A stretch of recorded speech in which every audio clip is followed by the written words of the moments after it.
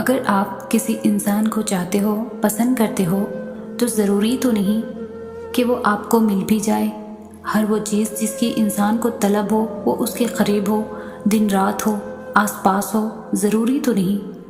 اگر زندگی میں سب کچھ حاصل ہو جائے تو اللہ سے کیا مانگو گے؟ میں یہ دعوے سے کہہ سکتی ہوں کہ جو چیزیں آپ سے چھین لی جاتی ہیں نا، یا وہ خود آپ سے دور ہو جاتی ہے، تو اس میں اللہ کی حکمت ہوتی ہے اور اس میں آپ ہی کی بہتری ہوتی ہے۔ اور بے شک جو راز اللہ جانتا ہے وہ ہم انسان نہیں جانتے۔ اللہ کے فیصلوں پر خود کو راضی رکھنا سیکھیں۔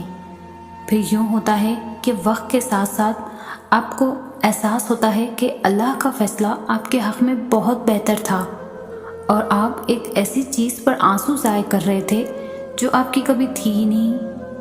اس چھین جانے میں پھر آپ کو بہتری نظر آنے لگتی ہے۔ آپ اس ذات کا شکر ادا کرتے ہو اور اللہ کے قریب ہو جاتے ہو۔ اللہ اپنے بندوں سے بہت پیار کرتا ہے، بلکہ 70 ماؤں سے بڑھ کر پیار کرتا ہے۔ پھر اس کے فیصلوں پر کیسا ملال۔ آزمائش تو تب شروع ہوتی ہے جب کوئی چیز جان سے زیادہ پیاری ہو جاتی ہے، جب اس چیز سے خود سے بھی زیادہ محبت ہو جاتی ہے۔ پھر اللہ اس محبت کا امتحان لیتا ہے کہ آخر اس چیز کے لیے تم کتنا صبر کر پاتے ہو، کس جنون کی حد تک پہنچ پاتے ہو، اور سب سے بڑھ کر یہ کہ کیا تم اللہ کی رضا میں راضی رہ پاتے ہو۔ اللہ کو تمہاری عبادتوں کی ضرورت نہیں ہے، اس کی عبادت کے لیے سارا جہاں ہے۔ وہ تو بس تم سے محبت چاہتا ہے۔ بتاؤ پھر جس محبت کا وہ حقدار ہے، کیا تم اسے وہ محبت دے پاتے ہو؟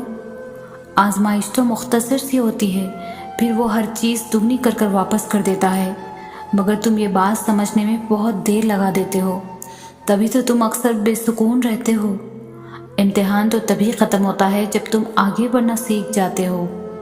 سورہ کہف میں ایک سبق ہمارے لیے یہ بھی ہے کہ جب کچھ ایسا ہماری زندگی میں ہو رہا ہے جس کی سمجھ نہ آئے تو ہمیں صبر کر لینا چاہیے، کیونکہ ضروری نہیں کہ ہمیں ہر چیز کی حکمت فوراً ہی سمجھ آ جائے۔